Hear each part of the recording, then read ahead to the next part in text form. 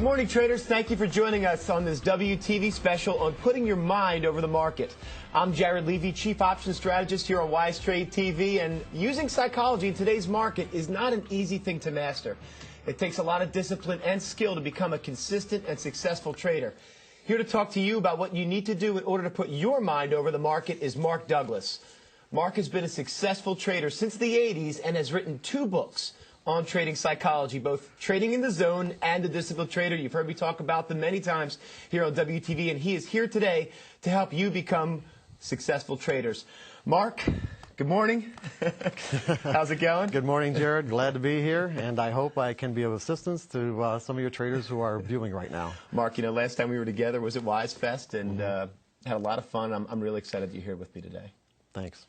So let's get started. First of all, you know, one of the main issues that I see all the time is that people don't use their method to its full potential.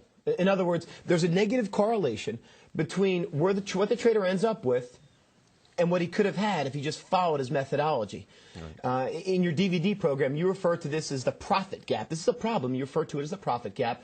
And I think it's one of the least understood concepts of trading. Can you address this a little bit? This profit gap? Yeah, that's actually a really good place to start because I think that more than anything, what your viewers want or what your customers want are consistent results. They want to be able to produce an income that, you know, that they can rely on from their trading. And I'm sure that you know, many of your viewers have already realized that getting a steady income is not such an easy task. Yeah, and everyone seems to get trapped thinking that because trading is easy. Right. Or because it's easy to find yourself in a winning trade, exactly. Which many people do. Right. You know, that they think it's also easy to become a consistent winner. Right. And you know, it took a long time before it actually dawned on me that winning and being a consistent winner are 2 completely different animals, 2 different things. And in some ways, there isn't even a relationship between the 2. It almost seems like there's no relationship between the 2. Yeah. That's what you're saying, right? Yeah. Yeah, that's a real hard mental barrier to break through. Mainly because, you know, it's so easy to find yourself in a winning trade because winning actually requires no skill at all. In other words, unless you consider that, you know, being able to click a mouse button or, you know, tap a pad is a skill. Right. And we don't have to have a reason or good reason or actually any reason to put your cursor on the buy or sell button and then immediately find ourselves in a winning trade. And it could be a monster of a winning trade. And what did it take? What kind of you know, what kind of skills did it take to actually experience this?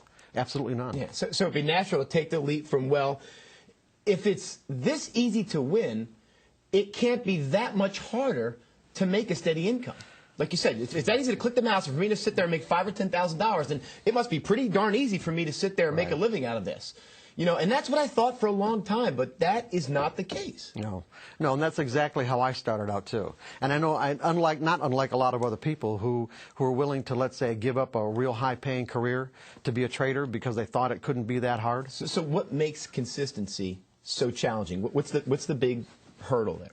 Well, obviously we're gonna get into that, but at the most general level, I'm going to say that it requires learning the type of skills that people just simply aren't used to learning. Mental skills. Mental skills, yeah, exactly.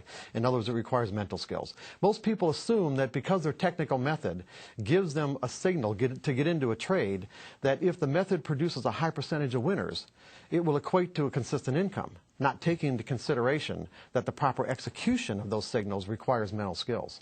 Give us an example of this. Well, take for an example, you know, a high school basketball player who, you know, he'll go in the gym and practice throwing his free throws, maybe for even 2 or 3 hours a day.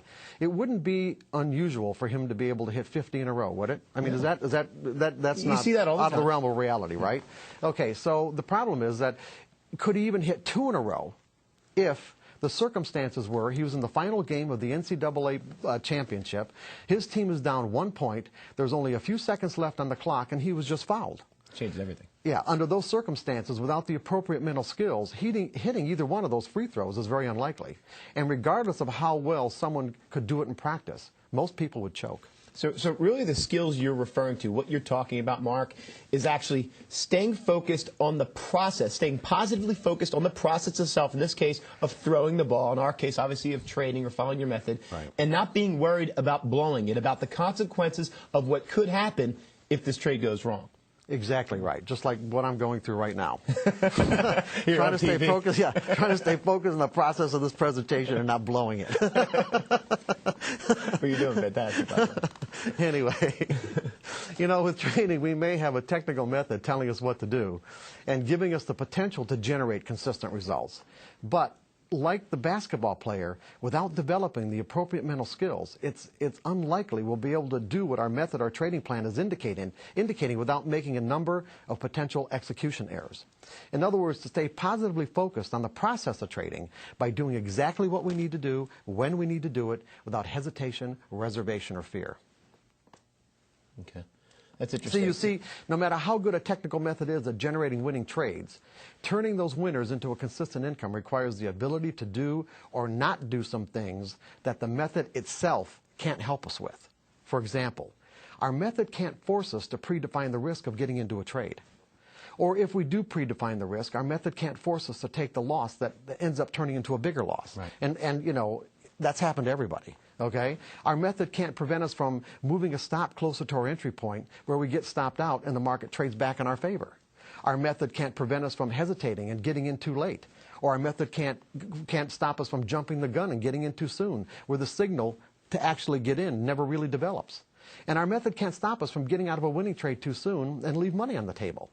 Nor can it prevent us from letting a winning trade turn into a losing trade without having taken any profit. I know that all of our traders have experienced these issues. I know they have, and I think really what you're saying is that the methodology, and this methodology, folks, what we're talking about when we say the word methodology is the Wise Trade software, that's our method.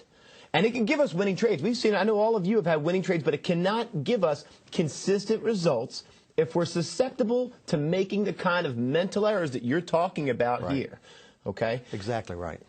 Yeah, that's exactly what I'm saying. And all the mental errors I just listed are the result of thinking,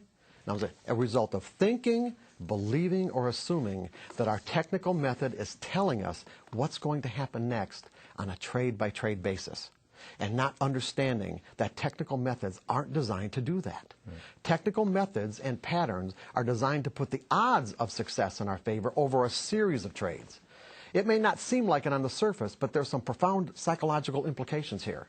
What this means is the outcome of the signals generated by any technical method on a trade-by-trade basis are unique and random. In other words, there's no way to know in advance what the outcome to any particular signal will be or what the sequence of wins or losses will be over a series of trades. It's a mouthful.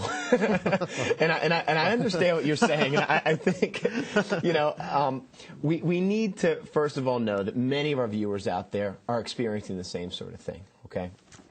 And they're probably going to have some trouble grasping this concept that by accepting the randomness of these outcomes, they can produce consistent results. That's an odd concept. Yeah, but that's exactly what I'm saying, Jared.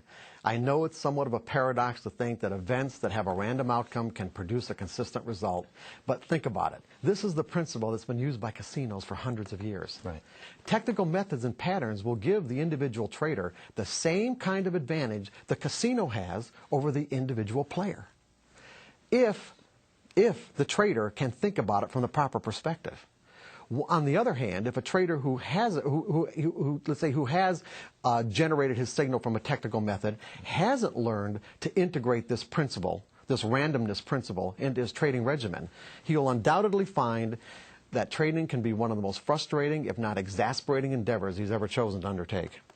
And I know there are a lot of viewers out there who may be experiencing frustration. In fact, I know there are definitely viewers who are experiencing frustration, but I'm not sure if they're making the connection that the reason because, they don't believe in this randomness principle where you can generate consistent returns by looking at the outcomes of their trades as random and unique. Right.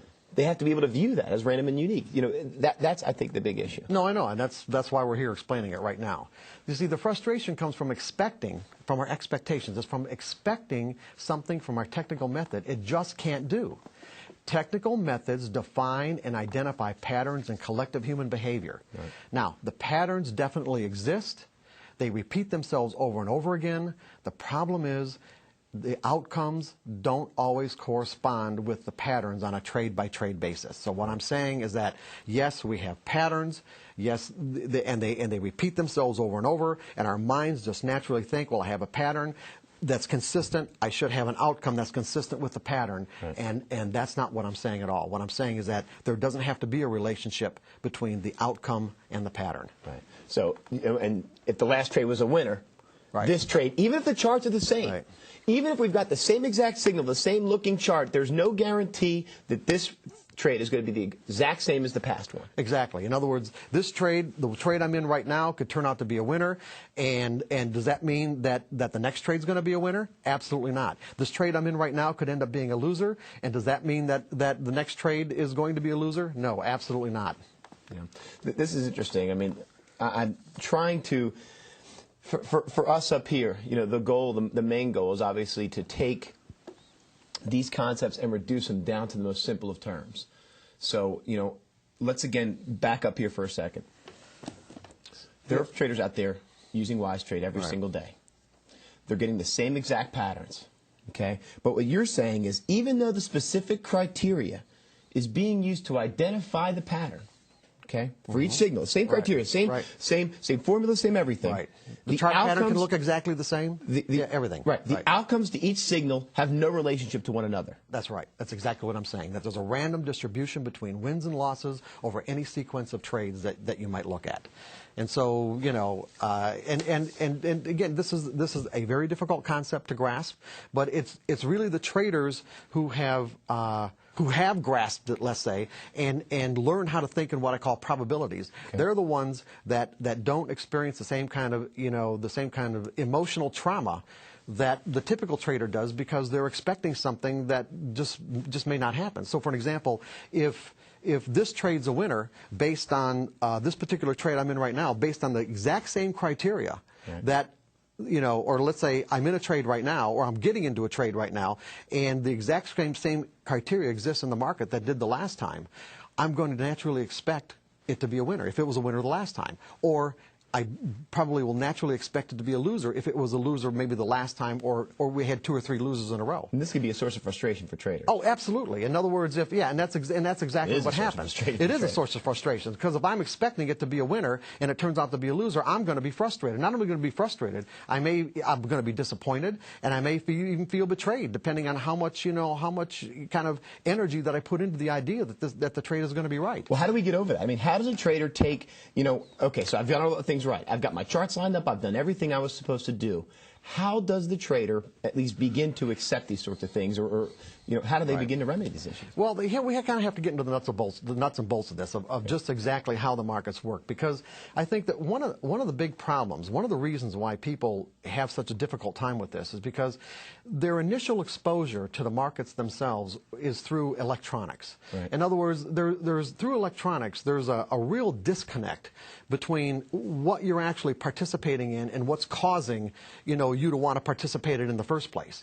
In other words, markets started as exchanges, and there were, and so when you traded at an exchange, so you know that all prices are people-generated events. Correct. They are, and see, this is what people have to take into consideration. Everything happens because of what people believe. When you look at the nature of trading and break it down to its simplest components, what you have is everyone trying to do the same thing. There is no possible way that any of us can make money as traders unless we can buy low and sell high, or sell high and buy low. Correct. Is there any other way, Jared? No. No other way. In every market. In every market. So basically, everyone's trying to do the same thing, are they not? Yes. Everyone is doing the same things. Now, the reason why we have price movement is because everyone has a different idea about what is high and what is low. Okay? Right. So now I get exposed to a technical method. Now, what does this technical method do? And this is the relationship that people need to grasp. If they grasp this relationship, then they can grasp this idea that you can take the same set of criteria and end up with random results. And it's this. It's like what people realized years ago is that you can take data points. In other words, data points meaning what you're doing is you're translating the human behavior, the human belief in if I'm going to buy into something visual. What's that? No, it doesn't have to be visual, but it's like it could be. Yeah, it started out being visual. It started out being chart patterns based on bar charts. But what you do is that if I'm going to if I'm going to buy, it's because right now, let's say the last price is 10, and I put in an order to buy something at 10, okay? It's because I believe that the market's going to go to 11, Correct. Or it's going to go to 12. Right. Certainly if I thought or I believed it was going to go to 9, I would wait, would I not? Correct. So the reason why I'm buying at 10 is because that's what I believe. In other words, you know, all price movement is based on people's belief about what's going to happen in the future. Now you said to me in a conversation we had yesterday, obviously we as individual traders are not large enough in our accounts to move the market. Exactly. And okay. so this is the next connection that people have to make, is that since all price movement is based on people's conviction or belief about the future, how do prices actually move? For an example, when you put in an order or I put in an order, I don't trade at a level where I can actually move prices. But what the typical screen-based trader doesn't understand is that there are traders, there are thousands of traders out there who do move prices, and that it is their intention to move prices. Or you can have a large group of traders coming into the market and then cause prices to move. But what actually has to happen for prices to move is this, is that if the last price of something is 10, for the market to actually move to 11, all the offers have to be taken out, meaning that, or move to 12, all the offers at 11 have to be taken out. So in other words, people who are trying to sell at 11, they have to get their orders filled before it can get to 12. Okay. Well, for someone to actually bid it to 11 or bid it to 12, they are doing the exact opposite, and this is really critical. They are doing the exact opposite in that moment of what it takes to be successful. Okay. They're not buying low, they're buying high. They're buying high relative to the last price. Or buying higher relative to the last price. So how does understanding this concept, how does understanding what moves the markets help our traders to take it to the next level? Is this the first step for them getting control and understanding how the markets work and getting a grasp? Yeah, they definitely have to understand. They have to understand how prices move, because when they understand how prices move, then they'll understand how their technical method relates to this movement. Because what technical methods do, whether it's a visual pattern or moving averages or any wise trade or whatever, you're using mathematical formulas. Okay? You're taking data points. In other words, you're taking what people believe about the future, transforming them or transposing them into a data point. As a price over time, okay, or with volume. There's any or a fresh cross. Yeah, there's any number. That's what it ends up being, as a fresh cross. But I'm talking about the actual mathematical formula that makes the fresh cross. Okay. So there are any number of variables that go into this equation. Now, what people have found is that, and this is here, what people have found is that using these data points into certain types of mathematical equations, you can find patterns in collective human behavior. And what these patterns mean is this, is that when this set of criteria, okay, is present in the market, that there is simply a higher probability than not. In other words, there's a higher probability, or what I'm going to call an edge, a higher probability of one thing happening over another, that other people are actually going to come into the market and bid it higher from here or offer it lower from here. There's just, in other words, when the pattern is present, this collective pattern is present, it will repeat itself. But the problem is that it repeats itself on a random basis because even though the actual mathematical criteria is exactly correct or exactly the same. Mathematical models can't predict human beings. That's right. Mathematical models can't predict who the actual individuals who are going to come into the market and actually do it. In other words, it takes someone to do it. When you put on a trade, if you're not going to make your trade a winner by bidding the market, if you bought something by bidding the market, using all of my money. Using all of your money if you bought something at 10, you could actually wipe out all the offers and bid it to 11 or bid it to 12 or bid it to 13. Now, if the price is at 13, all the trades that you put on at 10 are winners, right? Yeah, but I still bought it at 11 and 12. Yeah, but you're averaging up. But the point is, all the trades that you put on were winners. You actually made yourself a winner. That's correct. But what I'm saying is that when you don't trade at that level, we are actually obliged to other traders to come in to buy something at a worse price than what we thought was low to make us winners. So what you're saying is most of us out there are dependent upon someone else to move the market for us. We're trying to identify that pattern, obviously using the Wise Trade software to find those common entries. But again, it's a random event. But we're putting the edge, you said, in our favor. Yeah. Jared, when you put on a trade, okay, when you put on a trade, do you know who, now what we've done, we've reduced the market down to these terms, okay, that it takes someone else to make us a winner, right? Correct. Okay, when you put on a trade, do you think about who that might be, who might come into the market to actually make you a winner? No, of course not. Yeah, no. And if it turns out to be a winning trade, do you know who those traders were or who that trader was that actually made you a winner? No. Is there any way to know? No. There might be, but it'd be pretty hard to find out, right? I mean, you could go to the clearing firm, you know, the firm that clears the bottom line is bottom line. Yeah, exactly. So what I'm saying is that when the pattern presents itself, like, okay, I have an edge here. When the pattern presents itself, we don't have any idea of who is actually going to come into the market to do this for us. And so there's no point in analyzing. There's no point in judging. There's no point in trying to figure out whether it's going to work or not. It would be like, for an example, if I said to you, Jared, I'm going to give you a coin, and this coin is weighted in a way where it's going to come up heads 70% of the time. Right. Now, just because I know mathematically and statistically that this pattern of coming up heads 70% of the time exists, is there still any way for me to know the actual sequence to heads to tails? Of course not. It's an infinite. Well, no, I'm saying, do I know the sequence? In other words, I'm going to flip the coin 100 times, and statistically it's going to come up heads 70% of the times. I still don't know which flips are going to heads. Which flips are going to come up heads. They say which flips. It's not the times. Right. Which ones? In other words, we flip the coin once, it comes up heads. Flip the coin twice, it comes up heads. The next one's tails. The next one's tails. The next one's tails. In other words, we could have streaks of heads or tails. Okay, we could have streaks in there. The point that I'm making is that there is no way to know the actual sequence. But at the end of the day, we know we have 70%. So what that does, that obligates us, if we want to be able to trade our methodology in an effective fashion, to be able to utilize this methodology in a way where we can extract the maximum amount of profit that it makes available to us based on the pattern that it identifies. We have to do it in certain ways. In other words, our mind has to be free to be able to execute these trades without making trading errors. And the trading errors come from believing that because the pattern is present, that it's going to give me a winning trade on this one. This trade is going to be a winner. You can't think that way. No, you can't think that way. You can't think that That's way. the way the typical trader thinks. Right. The typical trader thinks, I'm not going to put this trade on unless I think it's going to be a winner. Or why would I do it?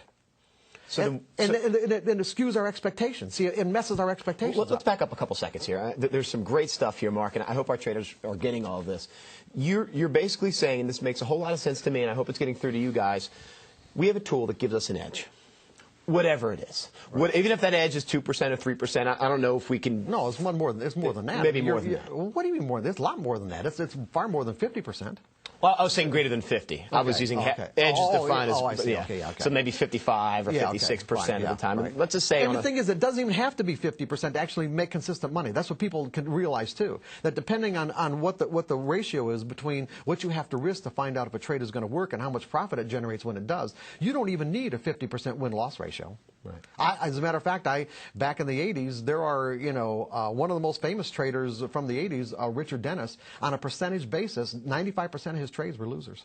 95%. But the 5% that were winners were monsters.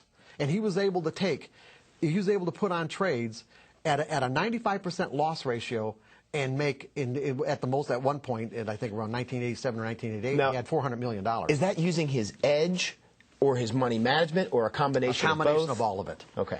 And see, one of the things he did too, and this is something I ought to really qualify with, he would use orders to actually probe the market. See, there's one of the things, I don't want to leave what we're doing right now, but I'm going to just kind of divert just for a moment, okay, and so that people understand that one of the first things to be a successful trader that you have to learn, other than the fact of finding a good edge, meaning something that puts a pattern, a collective pattern that your edge identifies, that puts the odds in your favor, right, that there's a higher probability of one thing happening over another once this pattern is present in the market, is that you have to learn how to think in probabilities. In other words, you have to get your expectations aligned with the way the market actually exists. Right. And when you do, in other words, when you learn these kind of mental skills and you're able to execute your trades without fear and without hesitation, without analyzing, or even without thinking for that matter, because you don't need to think.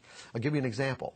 A professional trader, what a professional trader thinks about when there's an edge present is, does he think about whether the edge is going to work? Absolutely not. Because he knows, he has learned there's no point. Right. There's no point in analyzing or judging or building a case for or against whether that trade is going to work, because he understands the human component. Okay, But what he does think about is he thinks about the risk. How much do I have to risk? How far am I going to let the market go against this position to tell me that other traders are either going to come into the market and make me a winner or not? And he also has a plan for how he's going to take profits. Right.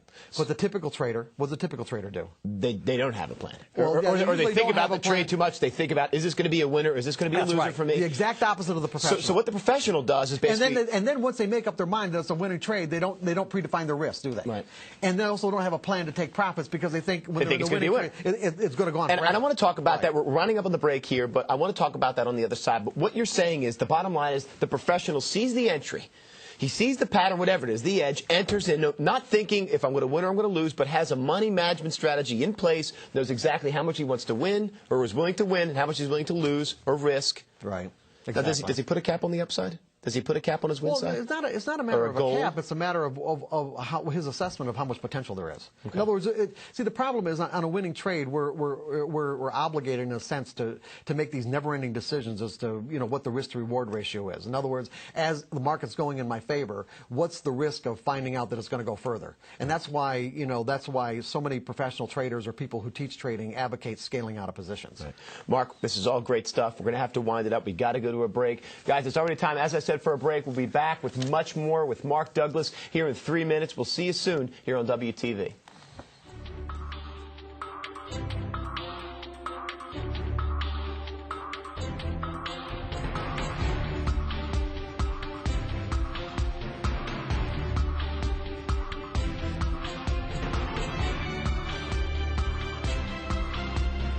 Welcome back to the WTV special on putting your mind over the market. I'm Jared Levy. Mark Douglus has been talking about psychology in today's market. Mark, let's continue with our conversation we left off with. We were talking when we left about the flip of a coin. Right. And you said that you had a coin that was actually weighted on one side. You gave an example how a coin was weighted on one side, and over a series of flips, that coin had a 70% chance of, in this case, landing on heads. Right. Whereas in our software, we give you the edge, and maybe with our software, you have a better chance of being right or having a winning trade if you get in on a certain pattern. Right.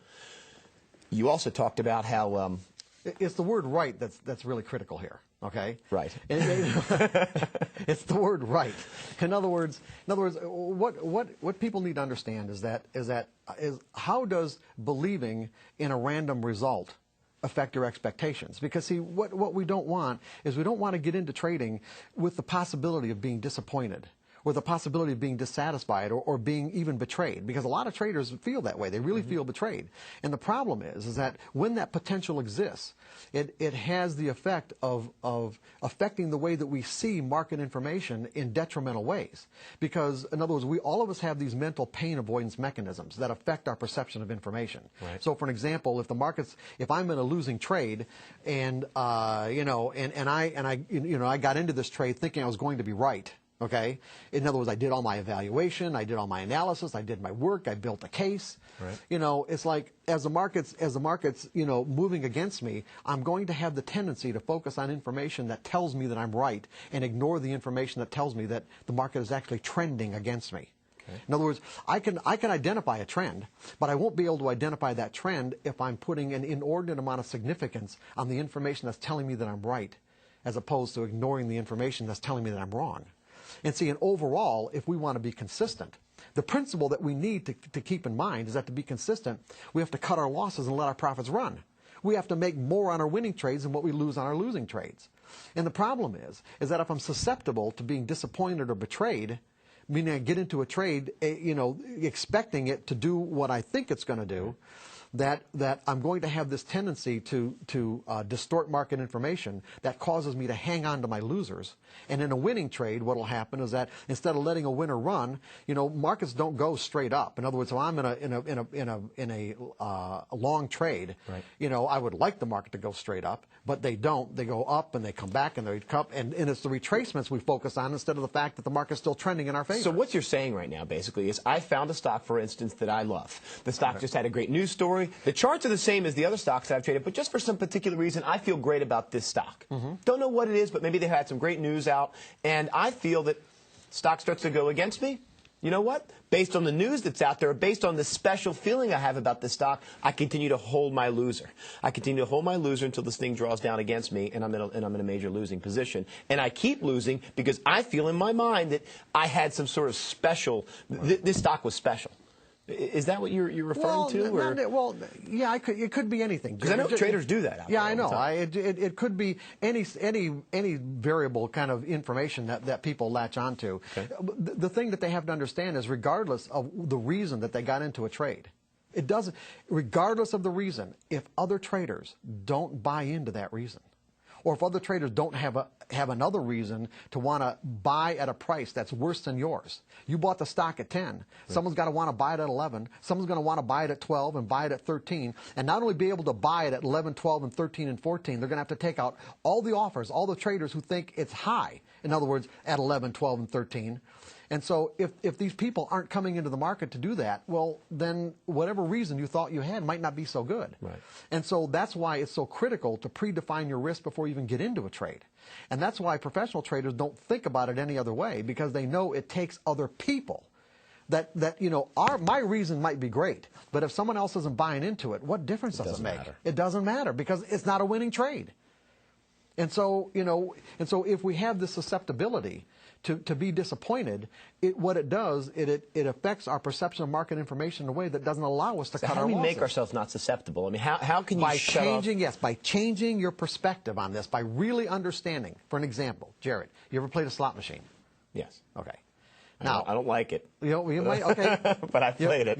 For whatever reason you don't like it, doesn't matter, okay? That's good that you didn't like it, because it might make the example even better, okay? Okay? You play a slot machine.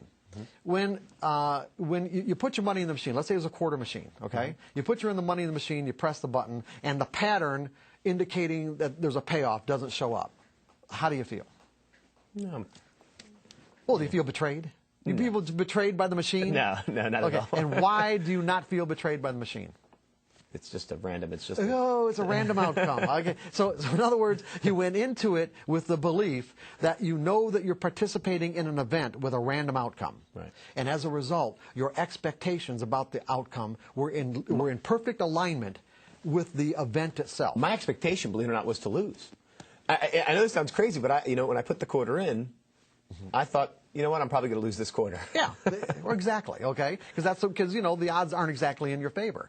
And what trading systems can do is actually put the odds in your favor in a way where we own the machine. Believe it or not. I mean, the whole role reverses if you learn to think about it correctly.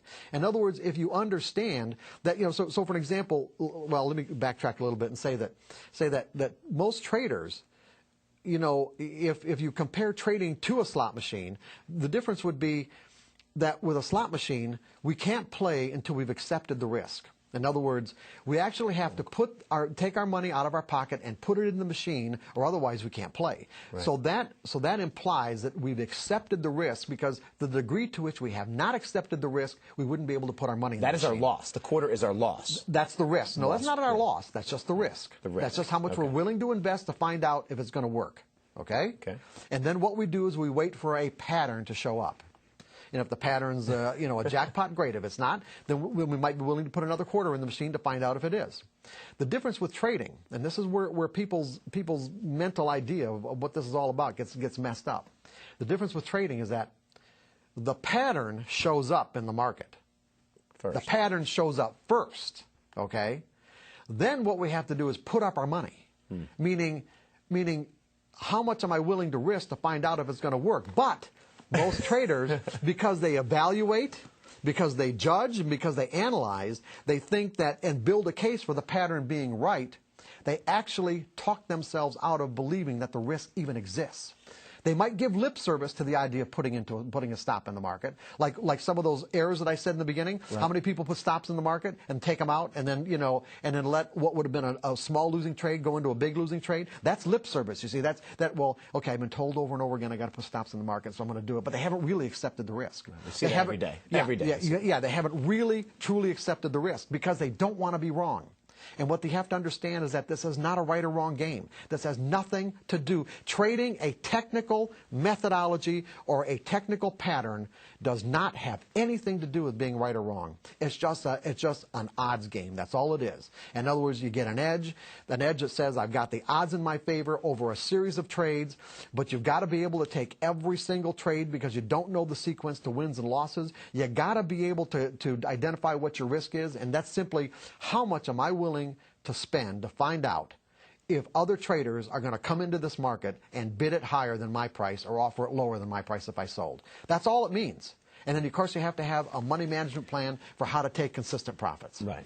Which is another problem all in itself. Oh, yeah. But see, the thing is like when you change your perspective, when you change how you think about this, okay, it's like I know there's a random outcome to these patterns.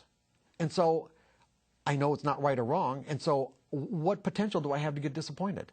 No more potential than what you had to get disappointed by putting a quarter in a slot machine and it didn't come up with a jackpot. Right. And see, this is the critical thing here, Jared. You got to be able to change the way you think. This is what's the title of this program? Mind over markets. Okay, you got to be able to change the way you think. And how does a trader do? I mean, what are the steps? I mean, is there obviously by reading your books, by getting themselves immersed in your thinking, is certainly a way to do that. Is there anything from this point forward a trader can begin to do, or thoughts that traders can try to add to the repertoire to begin to think like a professional trader, have that carefree state of mind, and start to change the way that they view the markets and their risk? Is there an exercise they can do? Yeah, absolutely. I mean, there's an exercise in trading in the zone, exercises in how to think like a professional trader, and basically all it really takes, Jared, is simply a sincere willingness to do it. Honest to God, it's just like anything else in our lives. When we realize that there's a particular goal that we have, and there's a strong desire to achieve that goal, then we're going to take whatever steps we need to achieve it. Whether those steps are trading in the zone or how to think like a professional trader or some other methodology that people are more comfortable with or whatever. The point is that if someone really sets their mind, any of us, when we really set our mind at getting something, we'll get there. We will get there. But the difference is, like we started out in the beginning of the program, the difference with this is that what we have to set our mind at is how to change our mind. Okay?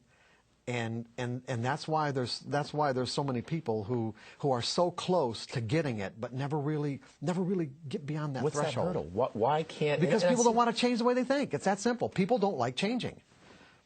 How can people get to the carefree state of mind that you talk about? By changing the way that they think. They've got to eliminate the potential to think that the market's going to disappoint them. They've got to eliminate the potential to think that the market's going to disappoint them. And the way they eliminate that the potential is by understanding that trading is not about being right or wrong. It's a probability game. Right. If you're trading technically. Now, I don't want to confuse people, but I got to say something else. Is that traders do evolve. You got an hour and a half, by the way. Keep going. We do? Oh, okay. Yeah. You got that long, honest to God? Go ahead. Oh, my. No, is that there are stages of development.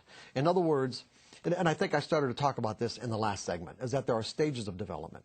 That we start out learning these fundamental skills, like learning how to think in probabilities so that the market doesn't have this potential to cause us to feel emotional pain. Right. We did everything we could. We had our edge. It didn't work out. That's right. On. And that's all it is. When you put on a trade and it doesn't work, all it really means is this, is that some other traders didn't come into the market that had the same belief that you had or the same conviction that you had about this market doing whatever it is that you thought it was going to do. That's all it is.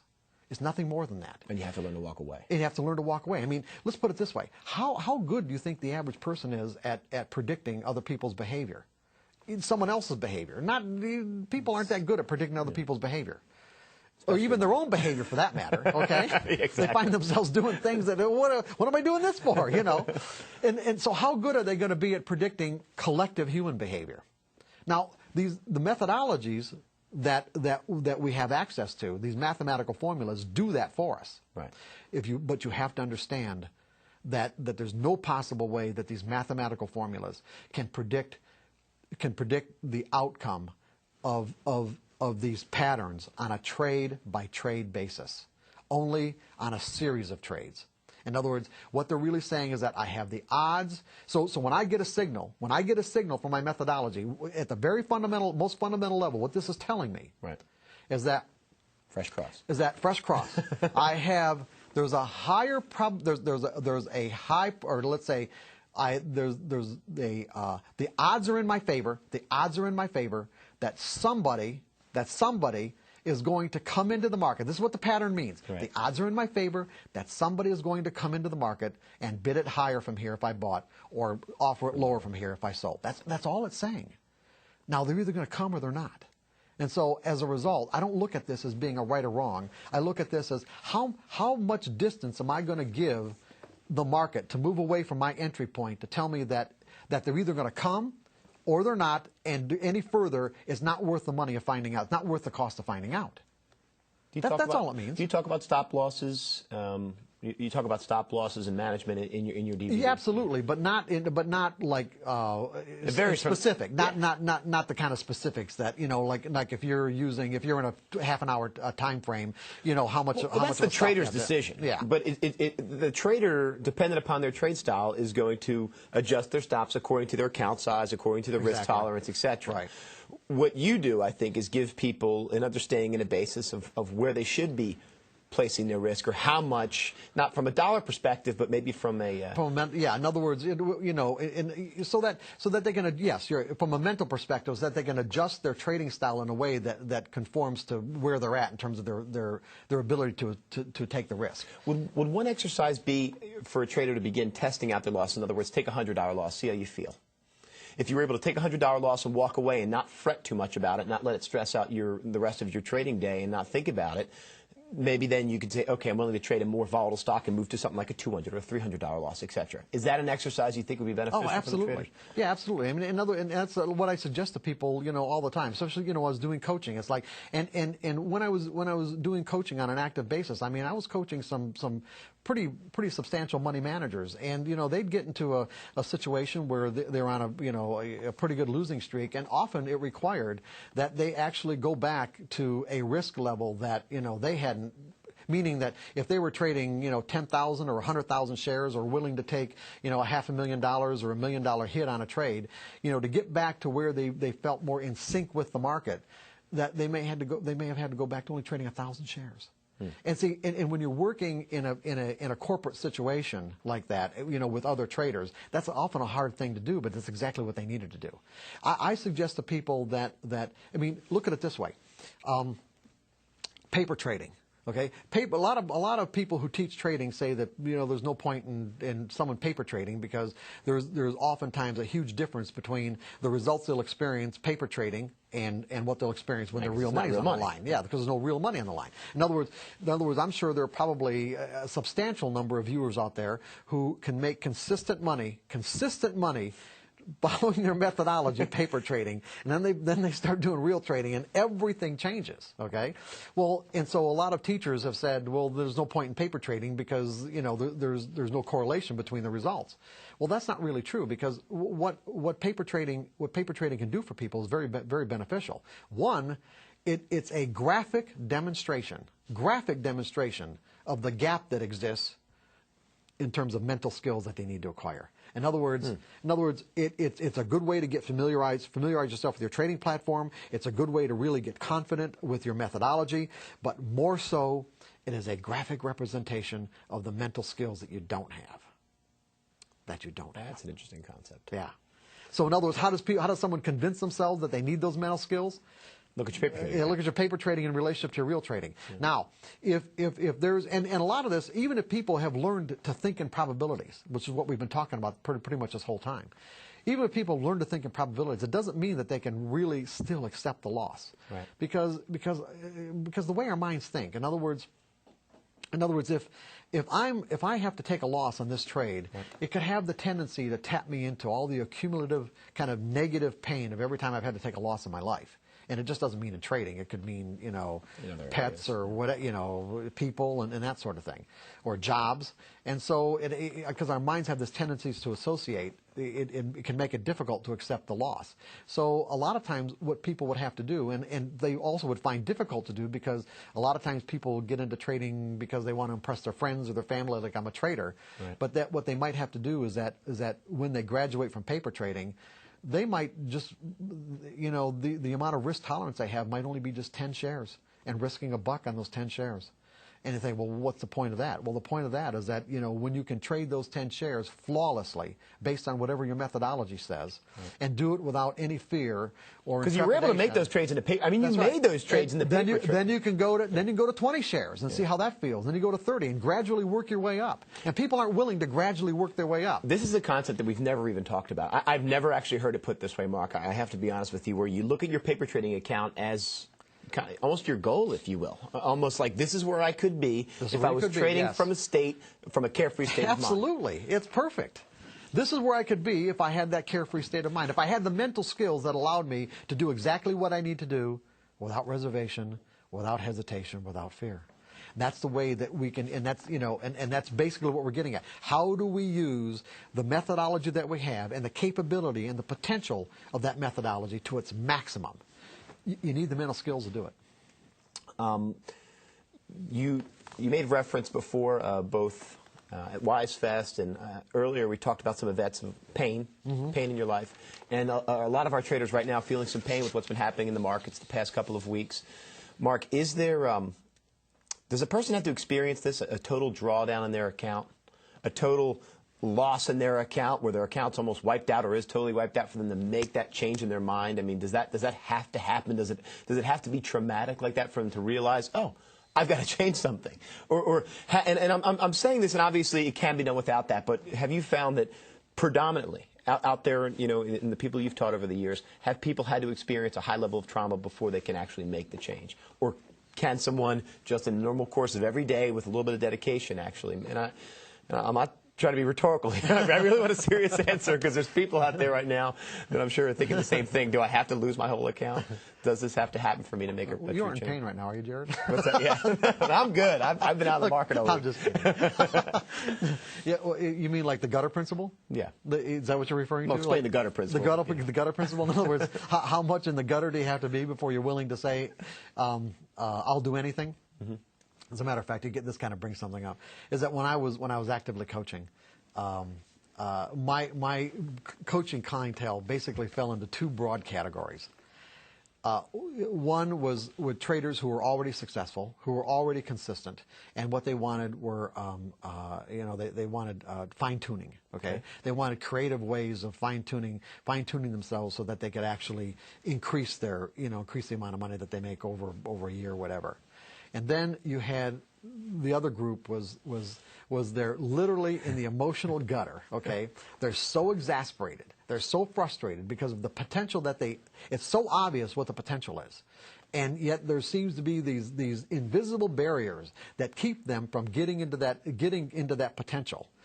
That they come to me saying, I'll do anything.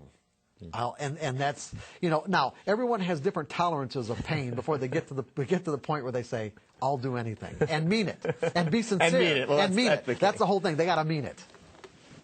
Mark, we're wrapping up the show. We have a couple more minutes now. There was a couple points I know you wanted to make before we end up the show. And guys, just so you know, next show we're going to open up to phone calls and emails. So if you want to start lining up your emails or your phone calls, do that now. Mark, a couple more minutes to go. In this arena, I mean, is there any message you can give to our traders or any final thoughts, maybe a mantra, something?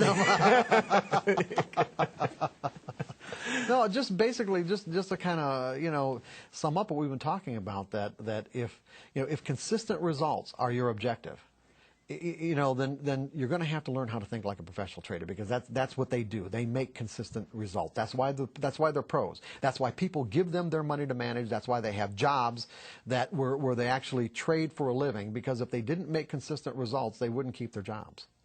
And so to do that, you have to learn to change the way you think about trading in a way where it doesn't cause you to have this potential to think that you're going to be disappointed or betrayed or put you into a state of emotional pain. It's like getting to that carefree state of mind. And once you get to that, once you shift your perspective, everything changes. It's not about being right or wrong. And when you really understand that, and then you go through the process of learning how to accept the risk of losing, then everything about your trading will change. So when the patterns present themselves, you trade them. You trade. You don't think about it. There's nothing to think about. It's like, don't think. There's nothing to think about. And you trade within your means. Except the risk and how you're going to take profits. But I'm saying the pattern itself, when the pattern presents itself, there's absolutely nothing to think about. That is the objective part about trading. You can know. Yes, there's no way you can know what the outcome is going to be. Mark, we do have another hour, like I said, Okay. so we've got plenty more time to go. One last thing I wanted to ask you real quick. We've used this word edge a couple of times. Right. A lot of our traders are not familiar with this word edge. I've used it on the floor. Edge to us was basically having a spread in there. In other words, if we had an option that was worth $1, the ability to buy it for 90 cents or sell it for $1.10. How do you define edge as a closing thought? It's just simply an edge is just a higher probability of one thing happening over another. That's all. Just a higher probability of one thing happening over another. But keep in mind that within the context of what we've been talking about, it's a higher probability happening over another over a series of trades.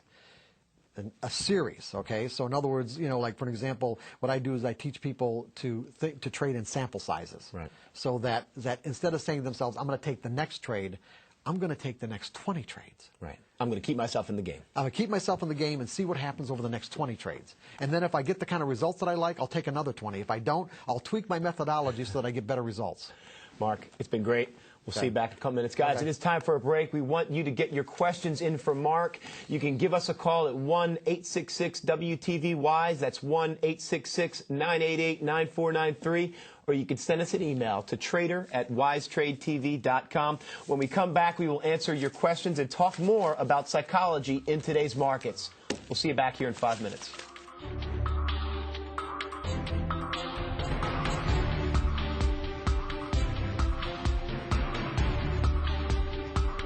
and Jared are still here and ready to answer your questions. You can give us a call at 1-866-WTV-WISE. That's 1-866-988-9493. Or you can email us to trader@wisetradetv.com.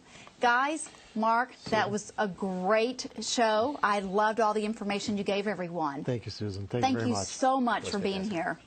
I know at Wise Fest everybody was thrilled to actually get to meet you and see you in person. So it's a special pleasure to have you as a special on WTV. Thank you. Different for me. I've never been on live TV before, so this is. Well, you're doing a great job. Thanks. Well, you know, guys, we have lots of callers and emails to no surprise. So why don't we get right to the phones? Let's go. We have a call from Brandon in Massachusetts. Good morning, Brandon. Hello, guys. Brandon, hey. And lady. Good morning. What's your question for Mark? It's not really too much of a question. It's mainly I'm a complete clean slate. I learned how to trade through Wise Trade. I didn't know anything before, and I just thought you guys want a perspective of not knowing anything. And your analogies that you used were great. It really made me understand what's going on. And what I just want you to comment on what I've taken from it. That's okay. Yeah, we'd love to hear it. These are the things that I've gotten. Why is trading not guaranteed? It's because prices are determined on predictions of what other people will do. And technology can record what other people have done in the past, but cannot predict what people will do in the future. Right? To a point, yeah. No, they can predict what people will do in the future, but just not on a trade by trade basis. In other words, you're going to get it's like I'm going to go back to the coin. What Wise Trade or technical methodologies do is give you a weighted coin. Where if I've got a coin that says that 70% of the time that you flip this coin, it's going to come up heads, then that's what your technology, that's what your technical methodology does. It gives you that whatever percentage edge. It just means that on each individual trade, which is what the tendency that most people have to do, is they try to figure out if this trade is going to work, not if the next, what's my percentage of wins to losses over the next 20 trades, or the next 10 trades, or the next 100 trades. That's a good point. Edge. Edge. That's a good Right, point, Jared. edge. Okay, Brandon, well, thank you for calling on that. We have another caller. It's Miss Amber in California. Good morning, Amber. Hey, Amber. Susan, Jared, Mark, hello. How's it Good to going? hear from you. Oh, yes. Hey, you know what? Thank you, Susan. Mark, thank you so much for being here. Thank you. Your book, My pleasure. Trading in the Zone, I read it cover to cover. I love it. I think it's neurolinguistics for trading and for traders. And I loved what you said about scaling out of positions. That made so much sense to me. There are little bits and pieces in that book, you know, that a lot of people don't. It's not just, you know, blanket psychology. I mean, there's so many little intricacies in that book that'll help you with your individual trading if you pick them out. Talk about scaling out. Where did you come up with? I mean, obviously.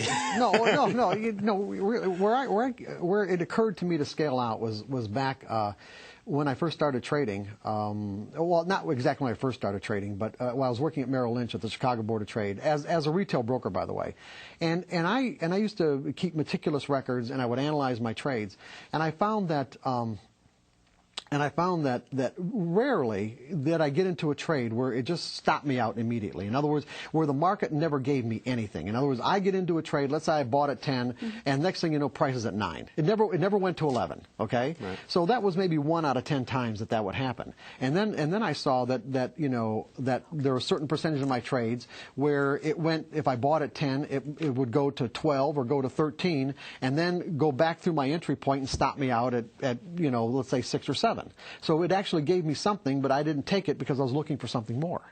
And so what I did is I analyzed my trades in this way and put them into categories in terms of the percentage times that it would go in my favor in relationship to when it didn't, and found that I could give myself consistent results if I started scaling out. In other words, I would take a part of my position off at a very small amount. Let's say, just to make it easy, I trade a lot of silver and gold back then, but just to make it easy, where I would take a first third of my position off at, let's say, 3 or 4 cents in silver. Okay. And what that would do is that would not only make me a winner from a psychological perspective. If you really want to look at this, psychologically, what you want to do is you want to create a belief. You actually want to create this belief inside of you that I am a consistent winner. Right. And what will happen is that when that belief gets integrated into your mental, as part of into your mental environment as part of your identity, as long as, of course, the steps that go into making I am a consistent winner are consistent with that belief. In other words, it becomes a part of your identity, and you just function out of that belief in a way that you don't even have to think about it anymore. That increases your confidence. That's right. It not increases it. It's just who you are. So in other words, if I want to actually believe that I'm a consistent winner, then I have to do something that creates that. So by taking off at least a third of my position with a small amount, what that would do is that would reduce my risk. So if the market did go back and stop me out, it wasn't stopping me out in my whole position, but if it didn't, then of course I had a spot where the next third came off, and then a predetermined spot where the next third came off. And now the problem with scaling out that a lot of people have is that if they get into a monster trade, they're the lost potential of, if I had the whole thing on, I'd just made so much money. But again, it's like, what's your objective? If your objective is to get those monster trades, then it's going to be inconsistent with producing consistent results. So you have to be clear about what it is that you're trying to accomplish. I really like that, Mark, because there are a couple of things you said that I really like, and one is setting yourself up for success. And it's sort of like what you do with your children when they're smaller. You want to reinforce the positive things that they're doing correctly, because then they know, you know what, I can do this. And so by taking those profits as they're coming, you do have that mental state. Absolutely.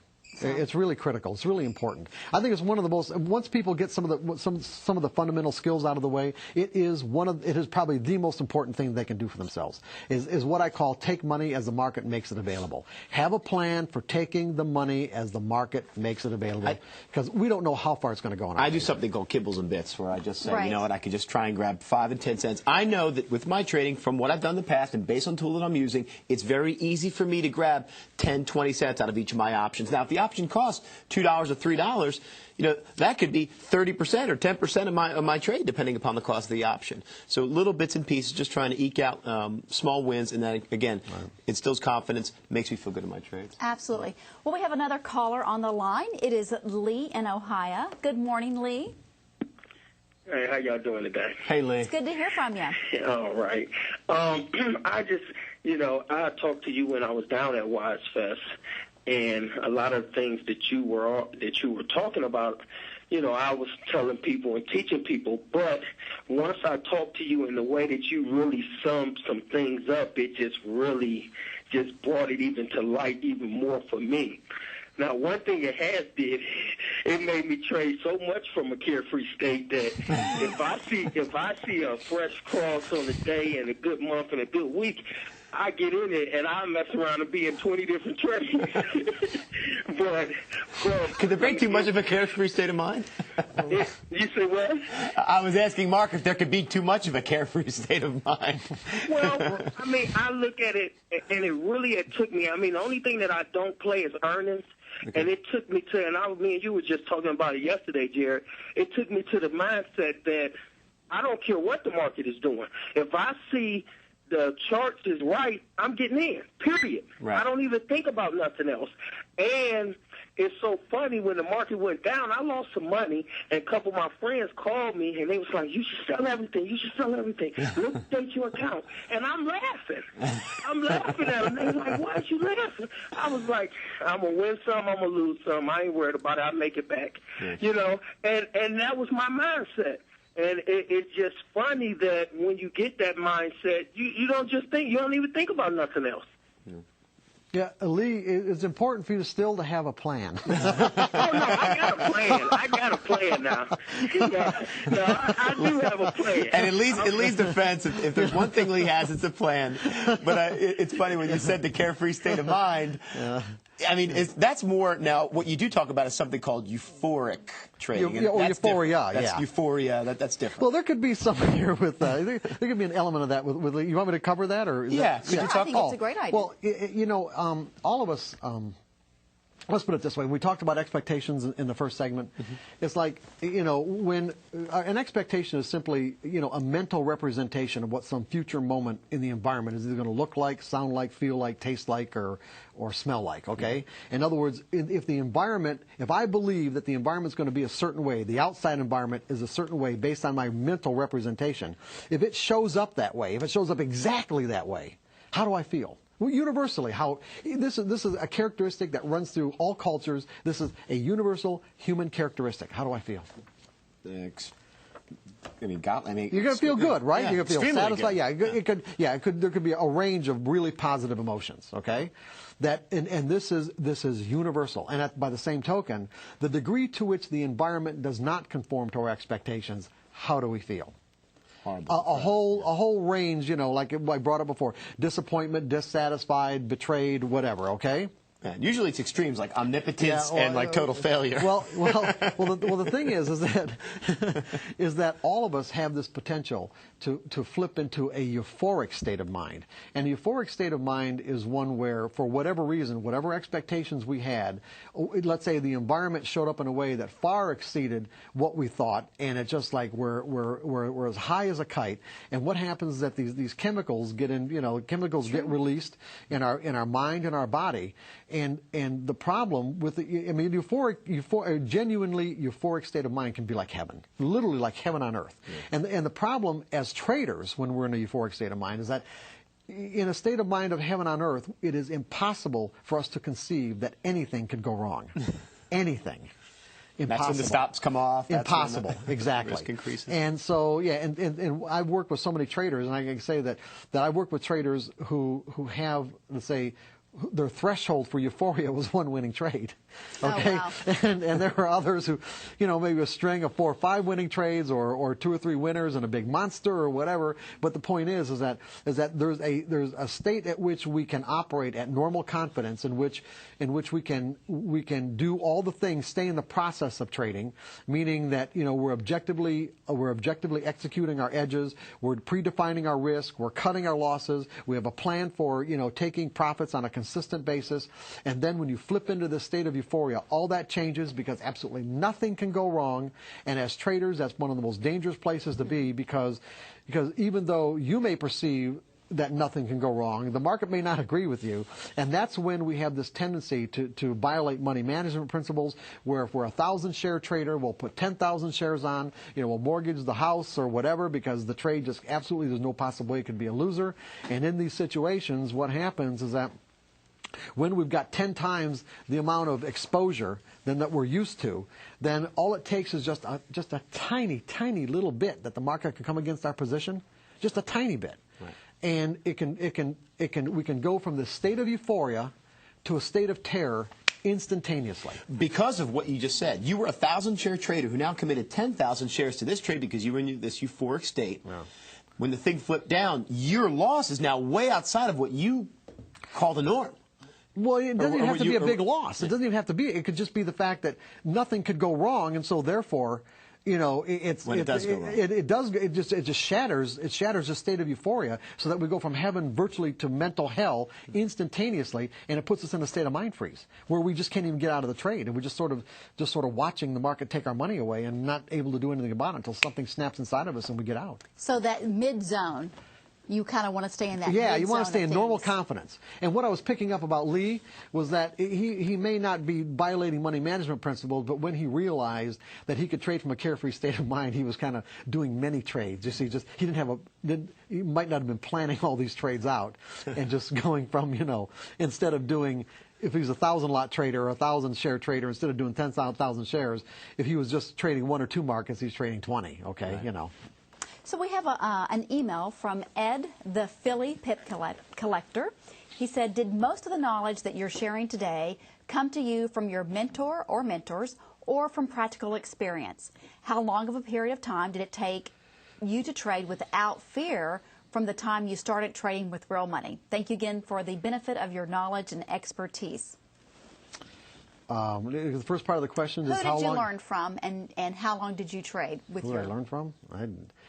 I started writing The Disciplined Trader in 1982.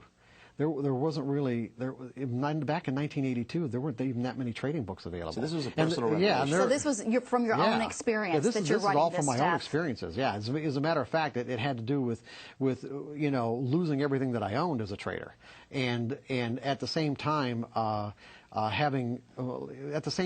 being in a situation where I was at Merrill Lynch, where I was observing, not only other brokers in the office, but the behavior of my customers, their customers, having relationships with floor traders, noticing these common themes of errors that we were all making, and then when I ended up losing everything that I owned, I was in a state of mind where I didn't have anything else to lose, other than maybe my job, because Merrill Lynch would have known the situation. I'm sure they would have fired me, but they didn't, and so I was able to not trade anymore because I didn't have any money. But at least I still had access to the markets. I still had access to being a trader, and when people really genuinely tap out, they don't get to trade anymore because they don't have the financial resources to do it. Right. So I was in kind of a unique situation where one, and this I could probably explain it, but I'm not going to do it here, in that I just knew that trading was psychological right from the very start. It just made sense to me that it wasn't technical as much as psychological. So is it because of your observation of not only what was happening to you, but everybody around you, and then you had bottomed out? Yes. So you got rid of the fear there because you had already experienced. Yes, I had extensive journal work that I did, and so in 1982, when I came to these realizations about myself and about trading, and when I didn't have anything more to lose, everything about my trading changed because it was like the fear dissipated, and it's like I started making consistent money for my customers. Because I was doing the same things, but I was doing it from a different perspective, and not making the errors. So the second part of his question referred to the time it took you to get over your fear, and you think it was more, or you say it was more like almost an instantaneous. Well, yeah, it was an instantaneous, maybe an instantaneous realization, but it was because of these experiences. Right. And so what I started doing is developing the material that ended up in The Disciplined Trader. What I didn't anticipate, because I never grew up aspiring to be a writer or thought that I would be. is that, I mean, having very much of a trader's mentality back then, I would say, you know, okay, this is going to take me 6 or 8 months to do this. It ended up taking me almost 8 years. And it was tapping, basically where this insight comes from is I tapped into the creative process. What I mean is I specifically stayed away from any other material that had anything to do with even psychology or trading. There wasn't really anything on trading psychology anyway, except for one book, Jake Bernstein's Investor's Quotient, that came out in 1980. But otherwise, I specifically stayed away from it because I realized if you ask yourself questions from a sincere space of being open to any answer that comes, you'd get any answer that comes. And so I was really developing this material as I was going along. Very good. Well, we have another caller on the line. Good morning, Keith. How are you? Good morning. Keith, good I'm morning. great. What question do you have for Mark? The question I have for Mark is this. You're speaking of learning to get into that carefree state of mind and starting small. You said, example, 10 shares to gain that consistency.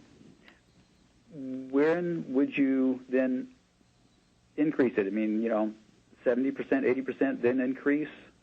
What would be your guideline, or would you go by a psychological guideline? That's my question.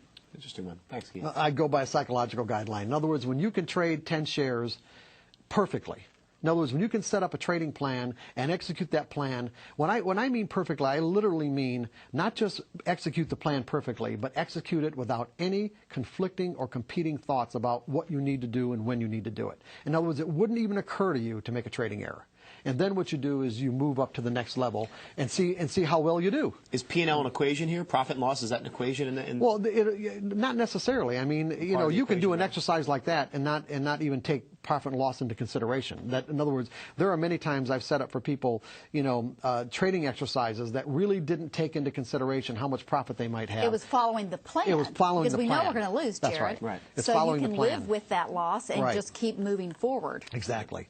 In other words, how well can you follow the plan? And then if you can follow the plan without any conflicting or competing thoughts to do other than what you set out to do, then you up your size. And if you're real comfortable right off the bat, you can up your size even more. But if you find you're not comfortable and you find yourself making trading errors or even thinking about making trading errors, then stay at that level until that doesn't happen anymore. That's great advice. Thank you for that. We have another caller. Frank is the first time calling in. Thank you for doing that, Frank. What can we do for you? Frank, are you there? These are good questions, by the way, that people are giving us. Good they stuff. really are. Yeah. Okay. Yeah. Well, I don't think we have Frank on the line, so let me go to one of our emails. This it says, since you cannot know that a trade will be a winner when you enter it for the same reason, can I assume that a profit target is the same psychology? Assuming that the next tick after I exit a trade, after reaching my pre-assigned target profit, will be a down tick is the same false assumption as when I enter the trade thinking that the next tick will be an uptick, that I must wait for the market to tell me that the trade is over. So it's kind of the reverse. Yeah, there's no way to know how far a market's going to go in your favor. You just have to pick these predetermined spots, or if you don't pick predetermined spots, then use some sort of an indicator like another fresh cross, or a trailing stop to get you out of your trades. Very good. Okay, our next email is from Hal in Pennsylvania. And he says, hi, Jared, Mark, and Susan. On behalf of all the wise traders, I want to thank you for this great opportunity to listen to Mark. The question I have for Mark is, over the years, have you found that a day trader can be as successful as a swing trader or long-term trader, provided stops are in place and a good trading plan is in place? It really how you categorize the way people trade is virtually it isn't even relevant. In other words, it depends on how you think about your trading and what you're most comfortable with. So I would think that your trading style has to fit your personality and your time allotment. That's right. Yeah, so a day trader who's got their mind right is going to be just as successful as a swing trader who's got their mind right, and a swing trader who doesn't won't be any more successful than a day trader who doesn't. So. Well, Jared, you touched on something that earlier when I was watching the program, I thought we would ask Mark. If somebody is new to trading and they watch Wise Trade TV and they see that we have all different trade styles and we even have all different markets, a common question we get is, how do I determine what trade style is suitable for me? And how do you think that from a psychological standpoint? Not necessarily, maybe they can spend all day at the computer and they have time to do that. But for who they are, how do you help determine what type of trader is more suitable for their personality? That's a good question, and it's kind of tough one to answer too. You'd probably have to meet the person. Yeah, I mean, for me, I mean, it's like even when you do personal consultations, it's like what I realize is that you can't put people into categories or or pigeonhole them into certain boxes. That everyone's mental ecology is unique, and you have to respond to that kind of uniqueness. So how a person goes about determining what trading style is most appropriate for them would pretty much be based on what they're attracted to. In other words, even for me, for an example, for many years, I mean, I learned to trade as a swing trader because we didn't have access back in the late 70s and early 80s. We didn't have access to market information. There weren't all these platforms and computer. I mean, because personal computer hadn't even been invented yet. So what we had to do is we had to call our broker for the high, low, and close and keep our own bar charts. So to day trade was absolutely impossible. Right. A day trade away from the market, not being on the floor.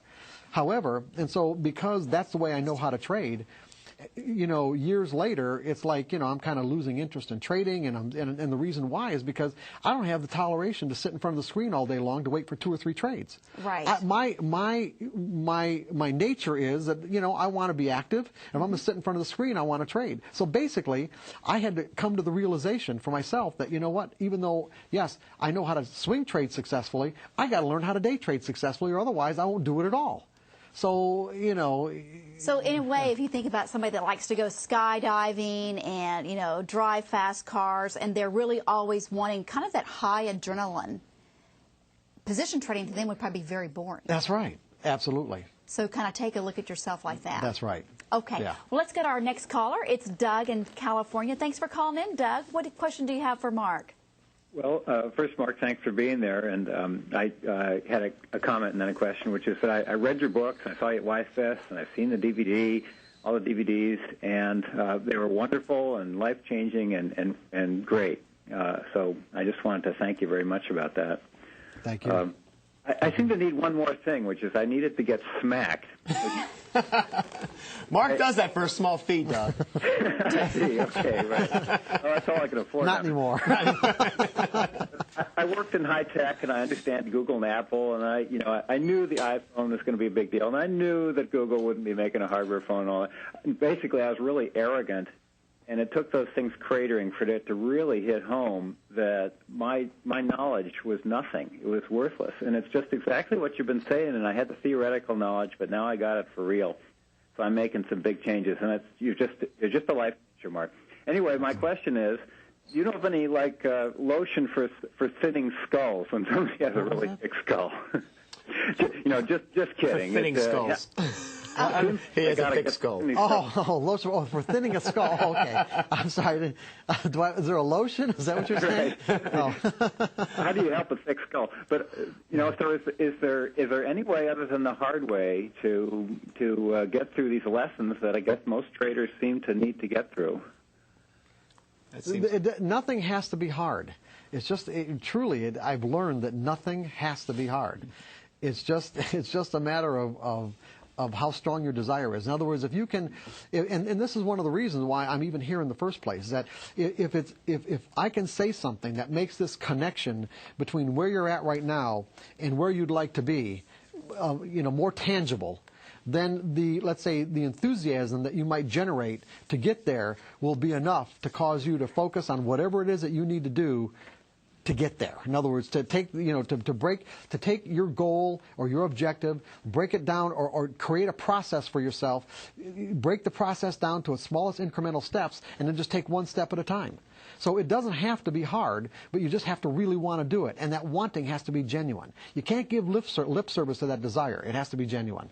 And really, and this is really good. I mean, this is really the secret. That when I say it's genuine, what that means is that whatever you need will come into your life. I guarantee you that. If your desire is genuine, whatever you need will come into your life. And that's because we have the power within us. That's right. To bring it out. That's right. Okay. Right. We have another caller. It's Rich in California. Hi, Rich. Morning, all. Morning, Mark. How you all doing? Hey, Rich. Good. Hey, Mark, I want to thank you. Boy, you've really made a big difference in the way I trade, too. And one of the things I found was that it forced me to create a worksheet that I follow so that I could follow 20 trades at a time. And I really am following your system to the T. Some of the things that I found that it's done for me is it's made me see my mistakes because they're on paper. Yeah. It's also helped me stay very consistent. And what I'm finding from the consistency is once I get through a certain amount of trades and I go back and now that I have a record of each trade, I look and see what consistently was going wrong, what was consistently going right. I then make adjustments for my next 20 trades. The other thing I'm finding now that I'm really becoming very profitable is that I could actually get into what some other people would consider more risky trades, but because I'm staying consistent with my stops and my strategy, it's not a risky trade to me because I know those stops are going to take me out, and it takes the emotion out of it. Right. Perfect. I wanted to thank you for everything. Yeah, you're welcome, Rich. I thank you for calling and sharing that with us. It's like one of the things that you're realizing is that when you take a consistent approach, which most people don't have, they actually have a random approach and don't know it. But when you take a consistent approach, you're learning what works and what doesn't, and you become confident in your ability to be able to assess that. Whereas with people, they're taking a random approach, they don't ever learn what works and what doesn't because they're using an unlimited number of variables to generate a trade. In other words, when they get into a trade, when they get a signal and they start building a case one way or the other to either take the trade or not take the trade, all the let's say the rationale that they're using to build that case or to take it or not take it are these unlimited variables that they're adding into the equation, which prevents them from ever learning what works or what doesn't. And correcting the proper thing. I mean, you can't tweak a variable if you don't know what variable you change. Absolutely right. Well, Mark, I think it's wonderful that Rich called in. We have a stack of emails, and a huge number of them are not questions for you. They are thanking you because they have read your book, they've watched your DVD, and they are on their way to making better trades. So that's wonderful. Wow, thanks. We have an email here from Roger in Toronto, and he says, I like to thank Wise Trade TV, the Wise Trade TV team, and Mark for this wonderful enlightening session. Timing is perfect now. I'm in the state of disappointment because of big losses. My question is how a strong and carefree mind, which is a consistent state of mind, can analyze the randomness to create the consistency. What do I have to give up to change my way of thinking? There's that question again. Boy, analyze the consistency. I have to read that question. Can I see that question? Yeah, it's my question here, right there, Jared. There you go, Mark. He's referring to accepting randomness to create consistency. How strong and carefree mind, which is consistent, I can analyze the randomness. Here, first of all, as I kind of break that question down, you're not analyzing the randomness, for one thing. You're not analyzing at all.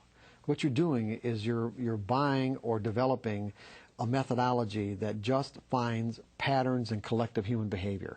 So the idea that you have to analyze anything is probably where the problem is. You're not analyzing randomness. All you're doing is accepting. You're accepting the fact that the outcome to the pattern is random. And that's probably the best I could do without talking to him personally. Having faith in your tool is what he's saying. The market is a random event. The tool gives you edge. Accepting that you don't have, just like Doug's example, you may be a software engineer who worked for Apple for many years, and you may feel that Apple, in this particular situation, because of the way that I feel about it, because of my experience, therefore Apple is bound to work out. You have to realize it's totally random, and each individual event that takes place is random, and that specific event in that moment in time is not any special than the one before it. Absolutely. Absolutely. To give you here, can I elaborate on that just a minute? Sure. You were down on the floor, okay? And when I was in Chicago doing consulting work, I had a lot of floor trader clients and friends. You love those guys, didn't you? Yeah, absolutely. We had a good time. Quite a world. It's changed a lot now. But anyway, it's like so I would be trading from a monitor. And I traded support and resistance, and all support is that it's a previous swing high or swing support is swing low, and it's resistance a swing high, where when you look at when you look at what happened, it's like when the market stops at a particular price, it means there wasn't anybody in the world at that point that was willing to bid it one tick higher or offer it on a low one tick lower. Now when it reaches that point again, you have to ask yourself, is there enough momentum here? Is there enough conviction in the market for someone to actually bid it past that price? And and that's the kind of assessment that, let's say, that you make when you're trading from a subjective point of view, not a what I call a mechanical point of view when you're learning how to think in probabilities. But just to make the example, is that when the market would come up to resistance or down to support, basically all you're looking for is pretty much the same people that supported the price the last time, or chances are they're going to come back in the market because they made money the last time. Right. They bought, they absorbed all the sell orders with enough conviction to rally the market, and so they made money. Chances are they're going to do it again. You trade it, and chances are doing it, and trade it until it doesn't work anymore. But the point is that because the reason why I understood that is because I actually knew the traders who did it. You see, just like on the floor. You could see them and hear them. Not only did I see it on the charts, but I talked to them later on that day. They were the ones that did it. And there were times, for an example, when I'm thinking, okay, I wonder if so-and-so is going to do this and that. And the trade didn't work, support failed, because guess what? They were at lunch. Right. That's simple, okay? They were at lunch. Very good. Okay, we have an email from Christopher in California. He says, I look at a lot of trades and don't get in. Then I get frustrated because the price that I could have gotten in at would have created a winner for me. This happens all the time, yet I still hesitate to get in. Any recommendations? Well, I don't know if that person should be paper trading at least. I mean, they can't tell me that they can't get in paper trading. I mean, that would be very unusual. I'm not saying it's not impossible, but, right. but at least paper trading, they should be practicing getting in. And then when they're real comfortable with their ability to do this, just if it trade one share. It's the fear of pulling the trigger. Right. That's a trading error. And that's right. We used the term trading error before. That's a trading error, not getting in. That's right. Absolutely. It's not. Yeah, that's a trading error. When you get your signal, you don't get in. That's right. a trading error. So trade it, paper trade it until you can do it really comfortably, and then if it and then go to one share. Well, that's something that we talk about at Global Tech. We have clients that get the software, but they forever paper trade. Right. And it's like, come on, just go in, do a trade, buy 10 shares, do anything. Right. Just make a real trade and immediately get out of it, just so you have the experience of making a real trade. Right. Get your mind over it. It's going to be okay. Yeah. Okay, well, we have another caller on the line. It's Mark in New York. Hello, Mark. Hi, how you doing today? Hey, Mark. Great, thanks for calling in. What do you have for Mark here? I have a couple of questions and comments for Mark. First of all, I love both your books, Trading in the Zone and The Disciplined Trader. They've helped me tremendously. And what I've done is I'm consistently looking for about 15 pips trading the Forex. Okay. And I've calculated that with 2 lots or 2 mini lots or whatever I'm trading, over a period of 2 months, that I could double my account if I do that consistently 4 days a week. Okay. So, and I've been playing with small amounts of money and staying on track with that. So that mental game has really helped me to not just always be looking at the computer 24 hours a day, seeing what's out there. It's looking for one particular trade at a specific time of day. Right. I have a question for you in relation to your background. I have extensive training in NLP and hypnosis and other related fields, and you seem to talk a lot in the same language. Have you studied NLP or hypnosis at all? No, not really. When I first started developing this material back in like I said, 1982, I think NLP was just beginning, and I don't know exactly when it started, but I did look into NLP at the time. But at that time, it wasn't really very evolved like it is, like I'm sure it is now.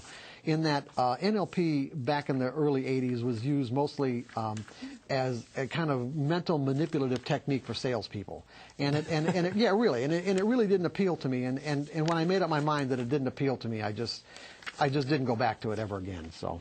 And as far as hypnosis is concerned, I mean, I've used self-hypnosis for myself in terms of making my own self-hypnosis tapes and putting certain affirmations on the tape and listening to it over and over again. But I don't have an educational background in hypnosis, if that's what you're asking. He was swinging this clock in front of it, was it?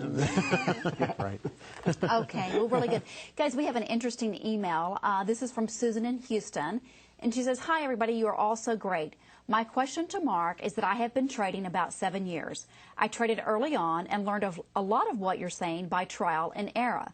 I have spent several years learning about the market, thinking I could be perfect and get through this with no pain if I did. I have taught my daughter how to trade, and she's making thousands. I sit here and I have this wall and I don't trade. I want to desperately. I can see all the trades and know what to do. I guess I need courage. Somewhere I went wrong for me. What would you say to me? Thanks in advance. Somewhere you went wrong for me. She taught her daughter how to trade successfully. She knows what she's doing, but she just can't. She doesn't have the courage to do it. Was this an event that stopped her from? No, I would say it's she's probably so much of a perfectionist that it would make it extremely difficult. But people who have a tendency to be extremely, oriented towards perfection would find it very difficult to trade, because you really have to think in probabilities, and a probabilistic mindset is almost the exact opposite of a perfectionist mindset. And so what she's going to be looking is that even though she sees the signals and she sees what her daughter does, and her daughter's being successful at it, the fact is, and she taught her daughter. Yeah, and she taught her daughter. The fact is, when you get right down to it, she wants every single trade to work. So maybe accept the fear. No, just accept the fact that it's all right if it doesn't work. Right. That it's all right if it doesn't conform to your expectation, and that's where she has to change. Okay, Susan, I hope that helps. We have Wayne on the line in Maryland. Good morning, Wayne. Hi, how you doing? A really good session. I was just listening to it the last hour and a half, and I just wanted to add something, which I agree with Mark 1,000% on trading psychology. The consistency factor, that you're doing something consistent, and if it goes against you, you have to know that it's normal, like the normal cycles and patterns of a stock. And if you're getting into a good stock that goes against you, you shouldn't really panic because it went down. Like, for instance, what's happening with Apple nowadays, it's going through its normal pattern because it went up so much. And to add to that, what could help some people's fears is by doing other measures, buying a protective put or active trade in other stocks to bring in money while they're watching that. I think, let me actually, I want to ask a question on the heels of your question, Wayne. If normal patterns and cycles, okay, well, first of all, what is normal? But a normal, average trading range of a stock. Mm-hmm. What Wayne's saying is different. I think basically the point that you make is you have to be willing to stop yourself, have a stop loss in place. Mm-hmm. I don't want our traders to think, okay, this is a normal movement for a stock, therefore I'll just let it go down outside of my stop loss, outside of what I thought, because that's normal for the stock itself. In other words, if a stock has a certain volatility factor, and you can't tolerate that volatility factor, you probably shouldn't be trading that stock. Mm-hmm. Right. Does that make sense? Yeah, absolutely. Anything that causes you to let's say experience market information being potentially painful will take you out of an objective state of mind. Now, as long as he's in an objective state of mind and he's making an objective assessments as to what the possibilities are, and he's still looking at it from a perspective of, there's a catastrophic loss. In other words, there's a level at which, no matter what I think, I'm not going to tolerate being in this trade if Apple trades beyond this level. Then he's fine. He's making what I call subjective decisions. In other words, you can trade mechanically, you can trade subjectively, and subjectively analogy would be people who play Texas Hold'em, for an example.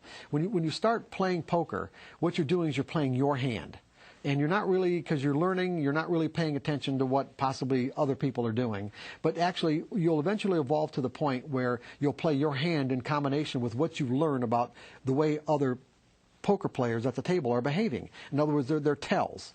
And then you'll get to the point where you can actually not even have to look at your cards, you're just going to play the players.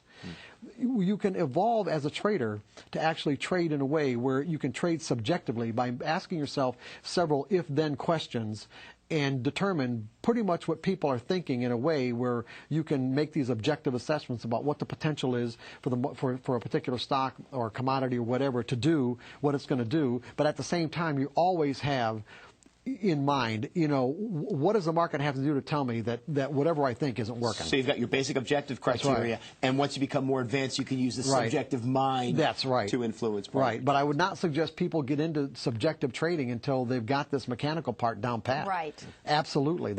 Otherwise, they're just going to get really screwed up. Yeah. Absolutely. Okay, well, we have another caller on the line. It's Kevin in Florida, and this is your first time calling. Thanks for calling in, Kevin. Hi, Susan. How are you? I'm watching Wise Trade. It's first-time caller, so I'm a little bit nervous. Oh, welcome. I'd like to say hi to Jared and Mr. Douglas. The question I have is that, I've been trading since November of last year, paper trading, and then I went live trade in October. I was listening to Mark, and I've been reading his book, Disciplined Trader. The question I have for him, he said that don't think on your trades. The problem I've been having is that you seem like you have so much information, Wise Trade, and then I'm watching CNN on my TV. I have a laptop which I'm watching my trading company trading my stock, right. And it just seems like it's overwhelming.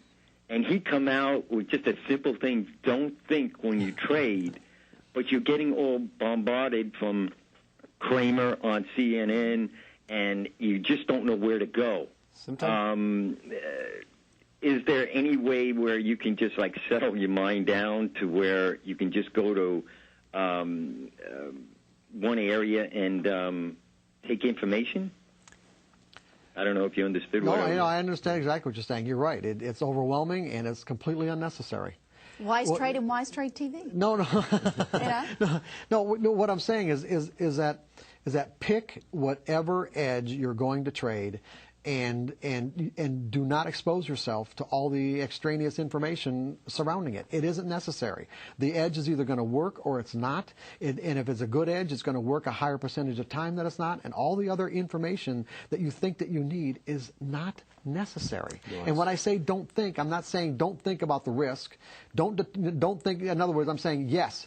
Think about how much it's going to cost to find out that trade's going to work. Think about a profit, a way to take profits. But as far as the relationship about what you need to think about when that edge appears is that there's nothing to think about. There's nothing to consider. There's nothing to evaluate. There's nothing to analyze. Some of the most successful, I'm going to chime in here, some of the most successful traders that I found were very, very simple and straightforward to the point. They had one tool, they acted on it, period, That's right. the end. Right. All the guys that aren't making money, I can tell you that I remember specifically, there was this one guy, I'm not going to mention any names, I'd walk into his office, he had Bloomberg, bar charts, right. all these 15 million screens going on, he's analyzing, picking, I see him in all this. And the guy's driving around a 1982 Honda, and this is 1998. He's got a 1982 Honda, and and what you drive doesn't mean anything about, what kind of money you're making, but the guy just couldn't make a buck. Right. And he would commit all of his money towards these types of tools that cost thousands of dollars a month, right. and just couldn't make a decision because it was just an overload for him. Well, and I know that a lot of people that are new to Wise Trade and watching Wise Trade TV, I mean, we talk, a little bit about, be aware if the stock you're about to trade has some news story on it. That could affect if it's earnings or, some big drug announcement. But for the most part, keep it simple. Yeah. Can I interrupt you just for a second, Sue? Because what you're bringing up is really important. What you do is you take that news story and factor it into how much you're going to risk. Right. Factor it into where you set your stop. Exactly. Very good. Yeah. Okay. We have another caller. It's Molly in California. Good morning, Molly. Good morning, Hi, Susan, Molly. Jared, and Mark. Good morning. What question do you have for us? Okay. Well, first I want to tell you thank you to Wise Trade TV for bringing Mark on the show because it's really helped me a lot. My question has to do with what he was first talking about. Are you there? No, we're okay, sorry. I started looking at the TV. I'm so sorry. Okay, he was talking about what a pro sees. He said a pro sees his entry. If you could just go back over just what else the pro does. After he sees his entry, what does he do? I got the part where you said he has a money plan. But what else does he do? He acts immediately. Yeah, really, it's pretty simple. When a professional trader, when his edge appears, he doesn't think about whether the edge is going to work or not. But what he does think about is how much is it going to cost him to find out if the trade's going to work. In other words, he assesses the risk, puts the appropriate stops in the market, and develops a plan for how he's going to take his profits if the trade goes in his favor. Does that help? Sure. You're saying he actually goes in, puts his stops in place.